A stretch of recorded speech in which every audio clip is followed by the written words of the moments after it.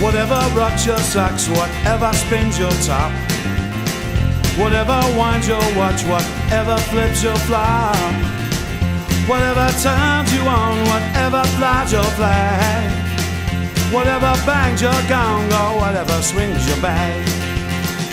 Do it often, but do it well, 'cause nobody knows and there's no way to tell when the ride ends.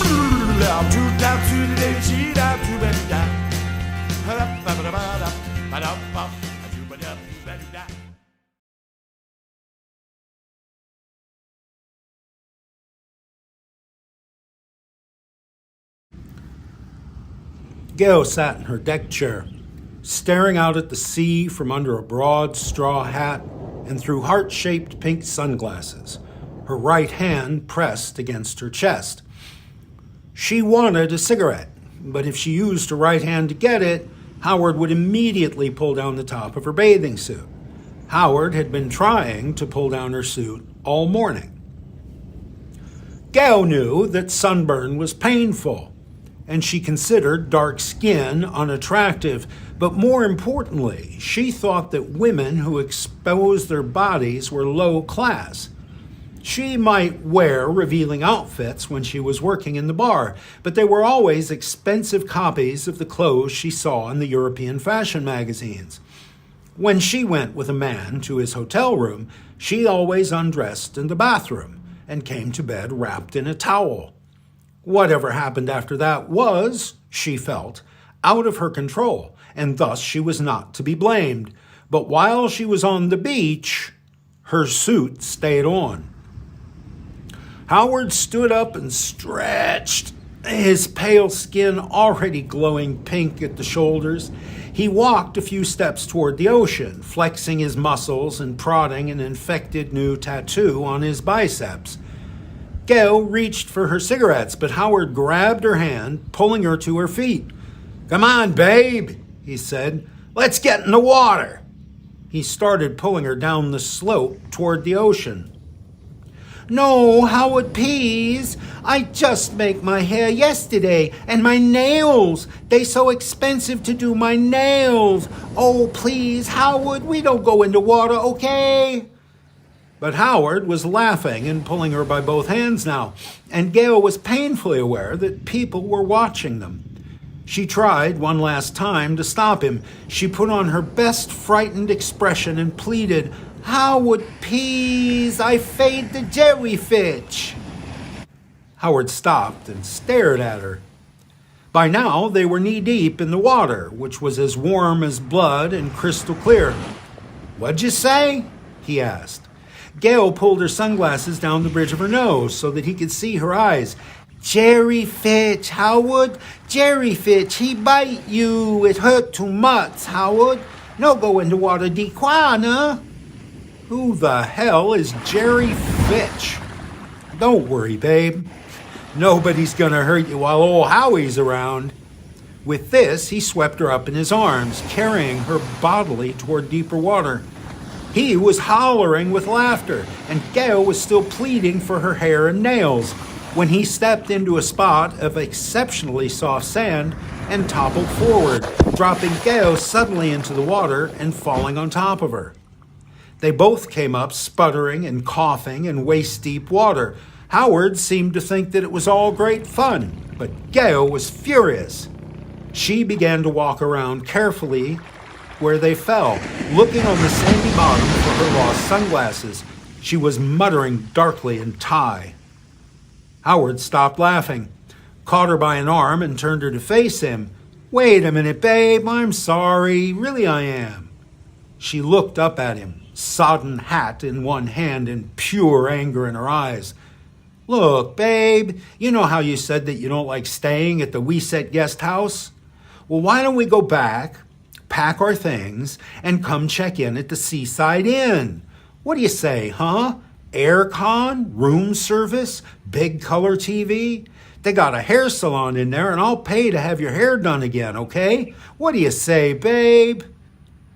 Gail had let herself soften in his grip, and he pulled her to him and sank to his knees on the sand so that the warm water came up to his chest and her chin.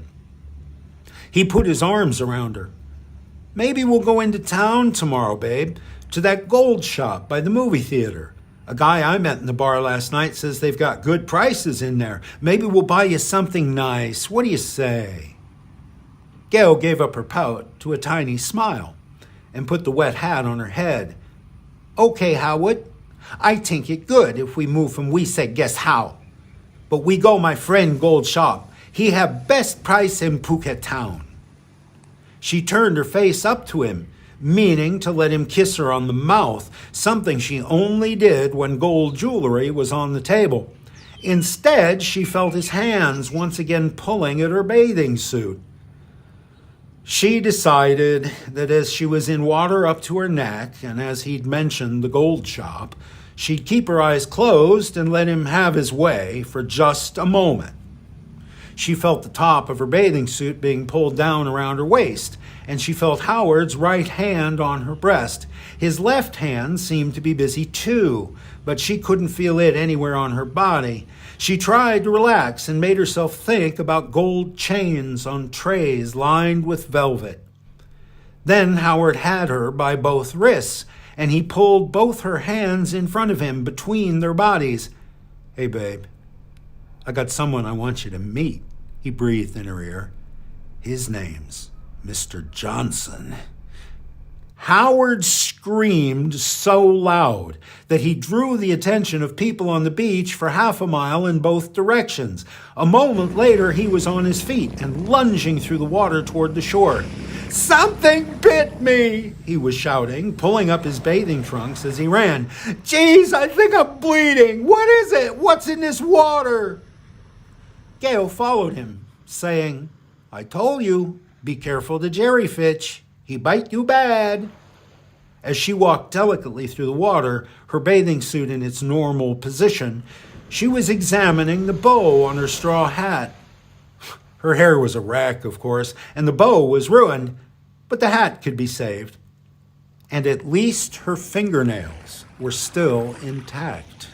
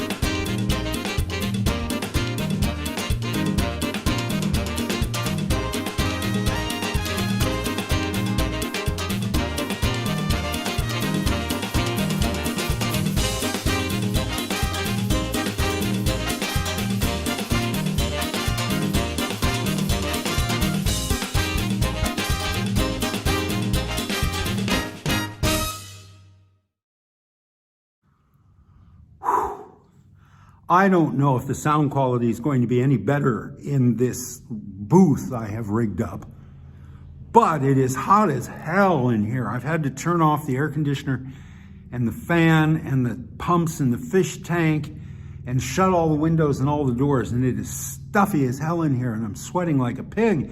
And because I've had to build this in the front of the house, I get all the street noise. So I don't know if it's even worth doing it.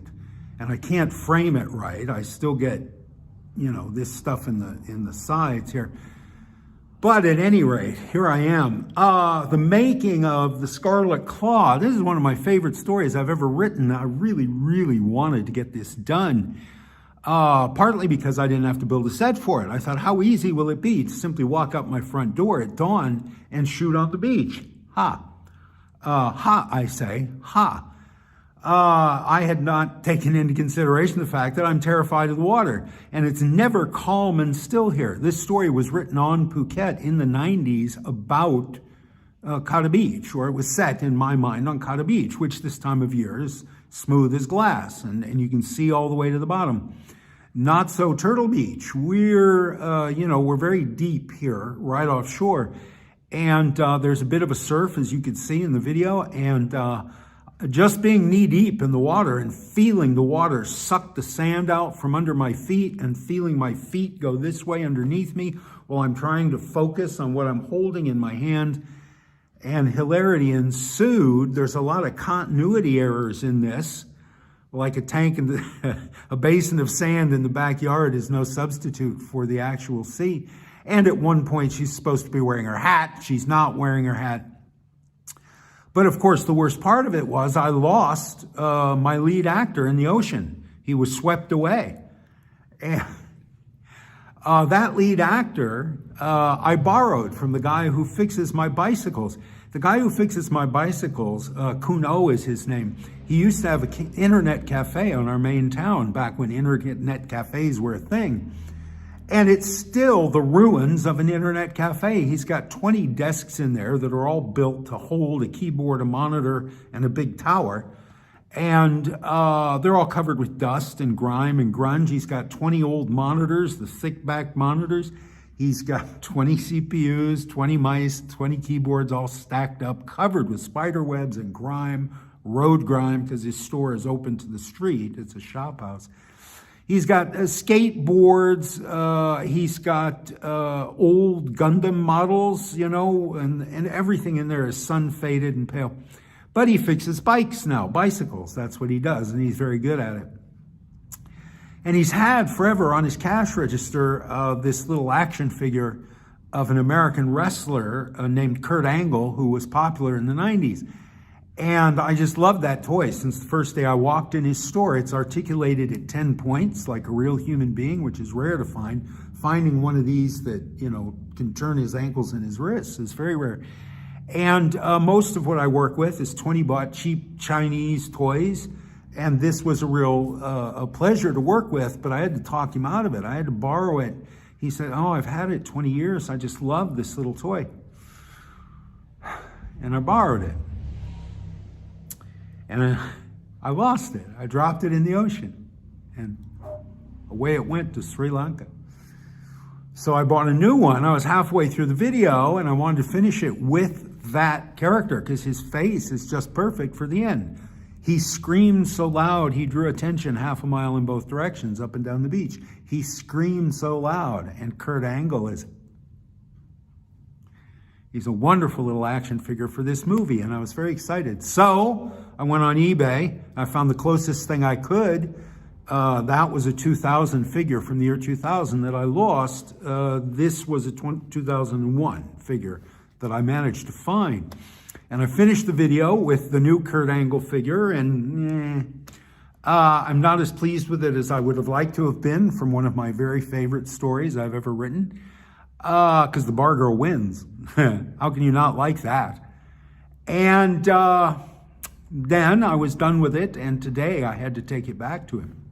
And I didn't know how he was going to react. He wasn't in his store. His wife was there. I gave it to his wife. She didn't notice the difference, and I did not correct her. Either he will come home and discover that I have replaced his precious keepsake with an anonymous new toy off eBay, or he won't notice either. It's been 20 years sitting on his cash register in that shell of an internet cafe. Maybe he won't notice. I'm going to go get the front wheel on my bike fixed in a couple of days here, and I'll talk to him and I'll find out. But it reminds me, I want to finish this with a story. I worked on a movie called Rooftops in New York City in, I don't know, 80-something, 88, 87, 86. And it was directed by Robert Wise, who was a big deal. Robert Wise was an Academy Award winner. He was Orson Welles' director of photography on a movie called The Magnificent Ambersons. He directed the very first Star Trek movie, which is terrible. He didn't know the first thing about science fiction, had never watched an episode of Star Trek, obviously. And it's just terrible. But he's as a historic position as the first director ever of a Star Trek movie. And it starred a young man who would go on to play a recurring role in a TV show called Sex and the City. Those are the only notable things about the movie Rooftops. It's the last movie directed by Robert Wise, and the first movie that stars this young man whose name I never watched Sex and the City.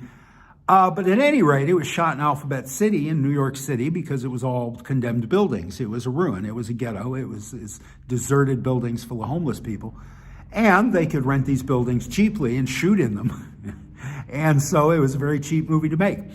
The set decorator on that movie was a woman named Gretchen Rau, R-A-U. And she was a joy to work with, a very sweet woman from New Orleans. Knew her job, very good.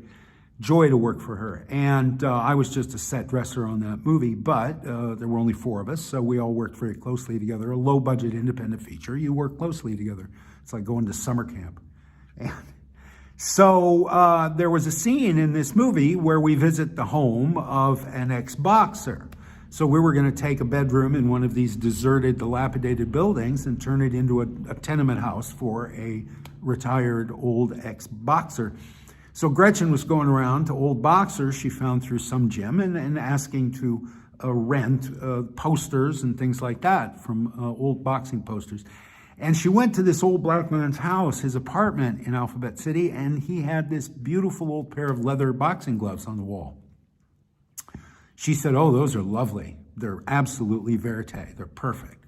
How much to rent them?" And he said, "Oh, no. I wore these gloves in every professional fight I ever had. I want to be buried with these gloves. I will never part with these gloves."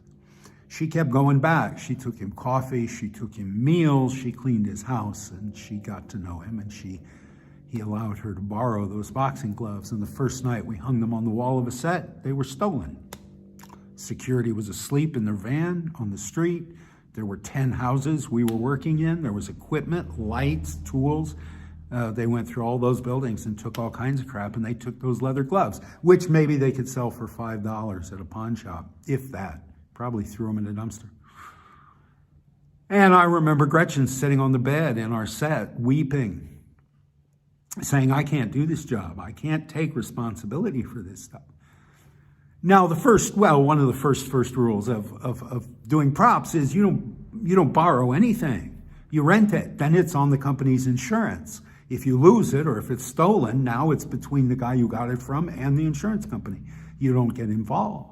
You don't borrow anything, and even to rent, you don't rent anything that's irreplaceable. You don't rent an heirloom. No, you get something that looks like an heirloom, and you rent that.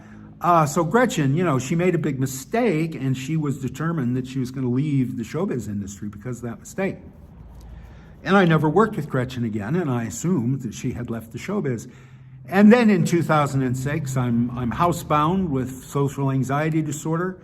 I didn't leave the house virtually from 2003 to 2007. I worked at home, stayed at home, and went shopping at 3 a.m. so I wouldn't meet anybody that I knew. And in 2006, I'm watching the Academy Awards, and Gretchen Rau wins the Academy Award for set decoration for a movie called Memoirs of a Geisha.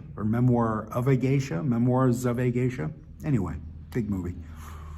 and she won the Academy Award, and she couldn't come. She wasn't at the ceremony because she was dying of brain cancer, and she lived long enough to see herself win the Academy Award, but then she died very shortly after that.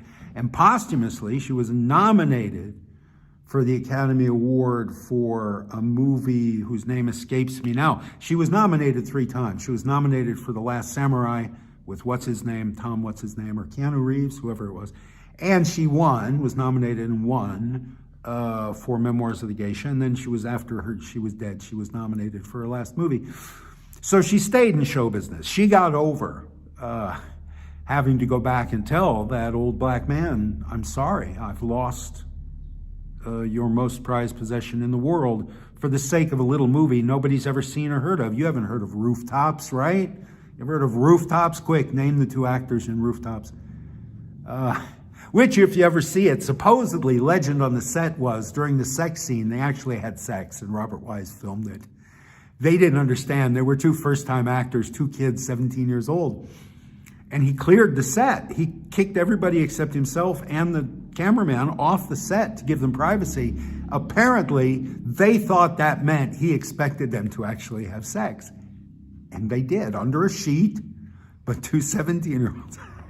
That was the legend on the set. That was the rumor on the set. I don't know if it's true. I shouldn't be saying that about them in public. Forget I ever said that. All right, that's the end of the making of a Scarlet Claw. I hope you like it. Like, subscribe, share, yada, yada, yada. I'll see you next week. Have a good week.